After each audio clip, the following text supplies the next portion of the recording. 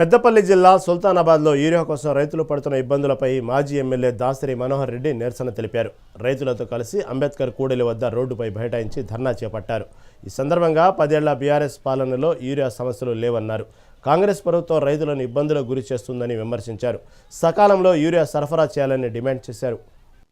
ఇవాళ ఈ కాంగ్రెస్ పార్టీ అధికారంలో ఉండి ఇవాళ రైతులను నట్టేట ముంచి ఇవాళ హరిగోస పెడతా ఉంది.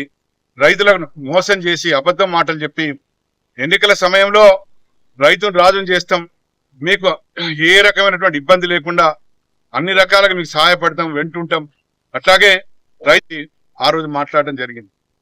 అట్లాగే సన్నవాట్లకు బోనస్ ఇస్తామని చెప్పడం జరిగింది. తర్వాత నాణ్యమైన కరెంట్ ఇస్తామని చెప్పడం జరిగింది.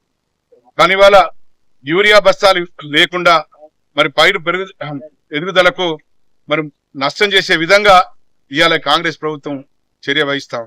అందుకే ఇటువంటి పరిస్థితులలో మరి రైతులందరూ కూడా ఇవాళ యూరియా కావాలి అని చెప్పి నినదిస్తూ మరి సుల్తానాబాద్ మండలంలో కేంద్రంలో పెద్దపల్లి నియోజకవర్గ రైతులందరూ కూడా మరి ధర్నా చేస్తూ రాస్తారోకో చేయడం జరుగుతూ ఉంది.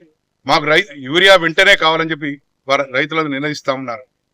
అట్లాగే ఈ ప్రభుత్వం ఇప్పటికే మరి గత కాలంలో ఇప్పటికీ ఇవ్వాల్సిన యూరియా ఇవ్వకుండా దాదాపుగా 5 లక్షల టన్నుల యూరియా ఇప్పటి వరకు రాకుండా మరి రైతులను ఇబ్బంది పెడుతూ అష్ట కష్టాలు పెట్టడం జరుగుతా ఉంది. మరి స్వయాన వ్యవసాయ శాఖ మాచులు మరి రైతు బిడ్డ పొద్దున్నే లేస్తే తన వ్యవసాయ క్షేత్రం ఎట్లా ఉందని చెప్పి ప్రతినిత్యం తను తెలుసుకుంటూ ఆ పైరును కాపాడుకోవడం జరిగేటువంటి ఆ మంత్రి గారు కూడా ఇవాళ రైతులు క్యూ లైన్ లో నిలబడి